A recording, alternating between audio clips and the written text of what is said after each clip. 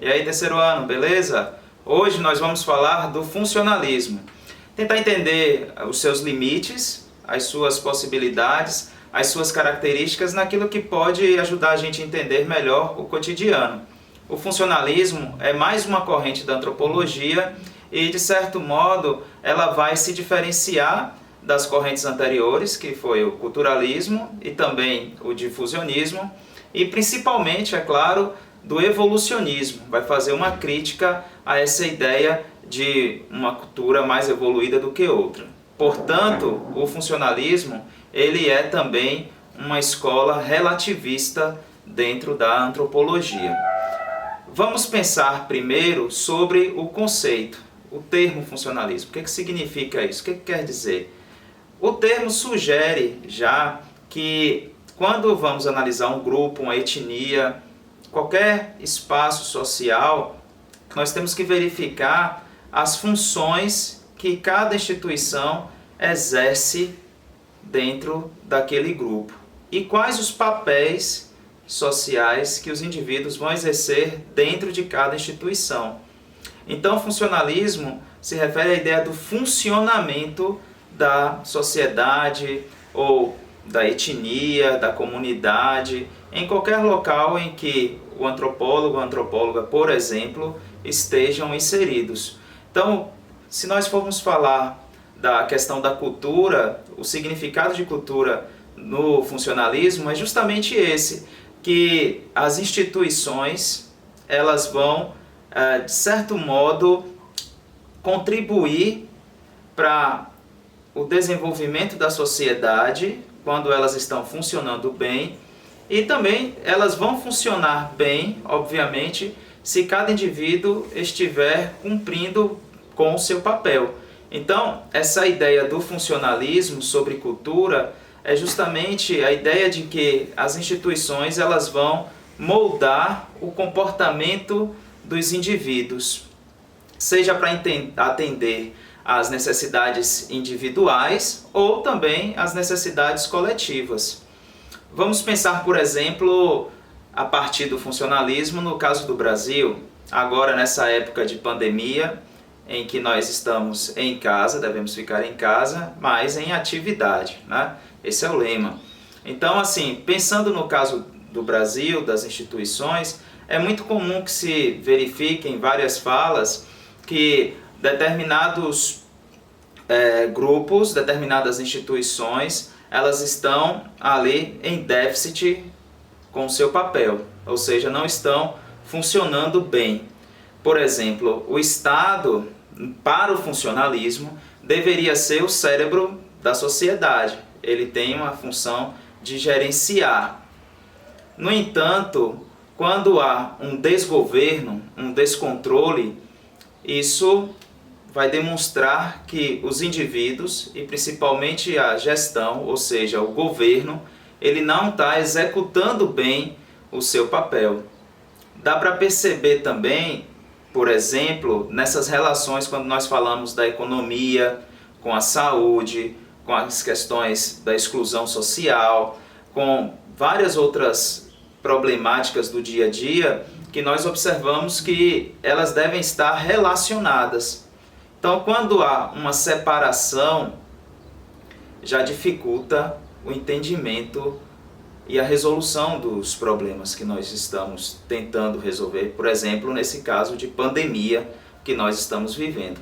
Então, no funcionalismo, as manifestações culturais, as manifestações simbólicas, ou, por outro lado, as questões políticas, econômicas, elas estão relacionadas, elas não estão isoladas dentro de determinado grupo social ou uma sociedade de um modo geral, no país, na etnia e por aí vai. Então, nós devemos verificar essas relações. Quando nós falamos de funcionalismo, é importante falar também do seu método de análise. Qual é a sua contribuição para a antropologia, para as ciências sociais de um modo geral? A ideia de que a etnografia, por exemplo, ela é a escrita sobre o povo, ou a escrita sobre a etnia. Por isso que etno, etnia, grafia, escrita. Então, isso é um marco na antropologia e também vai endossar a crítica ao culturalismo. Lembra que nós falamos dessa ideia do antropólogo de gabinete? Então, o antropólogo, dentro dessa ideia do funcionalismo, ele vai a campo, a antropóloga vai a campo, ao invés de ficar lá apenas recebendo estudos e analisando esses estudos do seu gabinete. Não, vai lá na aldeia, na tribo, na comunidade, no grupo social e vai verificar, observar essa manifestação ou as manifestações desse agrupamento humano e fazer uma descrição detalhada, uma descrição densa sobre aquilo que está acontecendo. Nessa descrição, no funcionalismo, se coloca que a pessoa que vai descrever deve se distanciar ao máximo daquilo que ela está observando, daquilo que ela está descrevendo. Ou seja, o pesquisador, a pesquisadora, o antropólogo, a antropóloga deve se distanciar dessa realidade, se tornando uma pessoa neutra, imparcial. E é a partir dessa neutralidade, dessa imparcialidade, que vai ser possível fazer uma descrição mais detalhada. Então, é necessário que se tente eliminar suas prenoções, suas visões de mundo, para que você possa se aproximar ao máximo do grupo que você está tentando descrever. Então, você não vai, na sua escrita, trazer a sua visão sobre aquele acontecimento, aquele fenômeno que você está descrevendo ali. Você vai tentar trazer a visão que o grupo tem daquele acontecimento, daquele fenômeno que você está observando. Então você se torna apenas um mediador. Só que esse distanciamento não significa dizer se distanciar das pessoas. Pelo contrário, você deve se envolver, você está dentro daquele grupo. Se envolver significa interagir. Mas na hora da descrição você tem que trazer os sentimentos daquela manifestação. Então essa é uma contribuição extremamente importante do funcionalismo para a antropologia, e um dos principais nomes que está lá no início do século XX foi Malinowski. Malinowski, ele foi um antropólogo e que viajou por vários continentes, e nesses trabalhos ele vai trazer o registro de imagens para tentar trazer os sentimentos de todas as manifestações que ele estava pesquisando em determinadas tribos, por exemplo. Vai trazer a descrição detalhada e vai refletir muito sobre esse método, de qual deve ser a postura da pessoa que observa um determinado agrupamento. E isso vai ser extremamente utilizado, não só na antropologia, mas em todas as ciências sociais. De um modo geral, a técnica da etnografia, ela hoje é extremamente utilizada por diversas áreas das ciências humanas. E essa técnica ela vai permitir um grau de cientificidade nessa descrição, de detalhamento também. Então esses estudos que são realizados ainda hoje, eles utilizam muito da etnografia, por exemplo, no campo da educação, da história, do direito, da política, da sociologia de um modo geral, e principalmente da antropologia. Então o etnógrafo é o antropólogo, por exemplo, a antropóloga, fazendo aquela descrição mais detalhada da realidade. É necessário, vou repetir, trazer os sentimentos daquele povo, daquele grupo. Nessa análise que você está fazendo da realidade, é necessário que você também faça uma comparação daqueles elementos internos do grupo, dos fenômenos internos, das manifestações internas do grupo, sem a pretensão de querer comparar com o externo. sem a pretensão de querer trazer outras manifestações de outros grupos naquele momento em que você está observando ali. Então você vai relacionar, por exemplo, a economia com a política, a religião com os tabus sexuais, o casamento, as relações de poder que existem nessas manifestações dentro de um determinado grupo. Então a análise ela inclui a relação entre os fenômenos, entre os acontecimentos daquele grupo que você está ali inserido. Por exemplo, se nós estamos analisando a manifestação religiosa, quais são as relações de poder que existem dentro dessa manifestação religiosa? Quais são os elementos simbólicos? E a economia, como é que ela está ali presente? Qual é a análise que vai se fazer das relações de parentesco? Como é que isso vai ficar aparente dentro daquela manifestação religiosa, os outros fenômenos sociais de um modo geral? Então é necessário que se tente trazer ao máximo a relação entre os elementos, para que você não analise apenas isoladamente.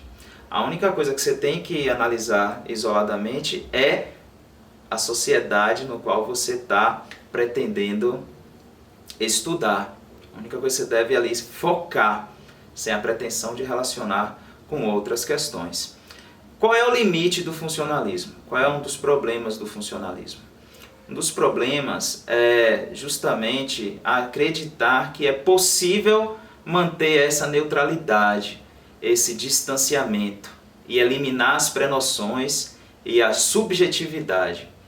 Na realidade, seres humanos, eles têm ideologias, têm visões de mundo, e essas ideologias, essas visões de mundo estão contidas na sua descrição.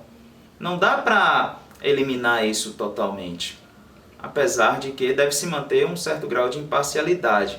Mas essa ideia de não intervir na realidade, ou de acreditar que não se intervém na realidade, de que não tem um posicionamento que é totalmente neutro, às vezes chega a ser algo apolítico. E nós sabemos que não existe apolítico. Em cima do muro é um local, é um lugar onde você está. E se você não faz as coisas acontecerem, você deixa as coisas acontecerem.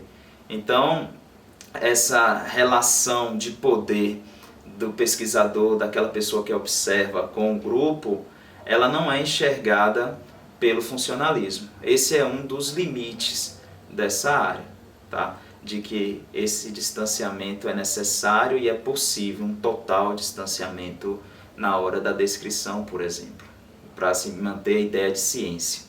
E nós sabemos que a ciência ela não está fora da realidade, ela está ali inserida naquela realidade e ela tem um papel de influência em qualquer tipo de realidade que ela esteja ali. Então, a própria presença ali de um pesquisador, uma pesquisadora, pode interferir na manifestação do grupo, por exemplo. Então, acreditar que esse distanciamento total é possível é algo extremamente criticável no funcionalismo. O funcionalismo foi duramente criticado por conta disso. Uma das contribuições, assim como as outras correntes, já falamos no início, é a crítica ao evolucionismo, no sentido de que também para o funcionalismo a diversidade faz parte da cultura humana de um modo geral. E esse entendimento da diversidade e de encontrar a riqueza dentro da diversidade é uma contribuição do funcionalismo, tá? Então, a diversidade vai fazer com que o funcionalismo entre para essa concepção mais relativista, de que não existe uma cultura superior à outra, como pretendia o evolucionismo, porque o funcionalismo ele vai analisar a cultura ali isoladamente, o que está acontecendo naquela cultura, sem a pretensão de querer comparar se é melhor ou pior do que outra cultura. Então, descrever o sistema social é a pretensão do funcionalismo. E, é claro, por ser funcionalismo, se uma peça, e aí uma instituição, e se formos comparar com um corpo, um órgão, para ou não está funcionando bem, vai comprometer todo o funcionamento do sistema, de um modo geral. É essa a ideia do funcionalismo. As partes estão conectadas, o antropólogo, a antropóloga tem que tentar observar essa conexão na hora da descrição, entender que existem essas conexões, que se trata de um sistema no qual, se uma peça não funcionar bem, as outras vão ficar comprometidas, tal qual uma engrenagem. Então, isso que traz a ideia do funcionamento daquele agrupamento humano, de um modo geral. Tá? Então, são essas as características principais. Tá? Eu gostaria que vocês pensassem sobre isso e experimentassem, até dentro do possível, fazer essas descrições, de tentar observar uma realidade, descrever essa realidade, tentando trazer outros elementos que não estejam aparentes ali, mas principalmente tentando trazer o sentimento que as pessoas manifestam, se esforçando para isso, e não a sua visão de mundo. Esse exercício, esse desafio, ele é bem interessante para que a gente possa fazer no dia a dia. Tá? Então são essas questões que eu gostaria de colocar aqui hoje, dentro dessas reflexões que estamos fazendo, e próximo vídeo nós vamos falar do estruturalismo, tá bom? Valeu, pessoal!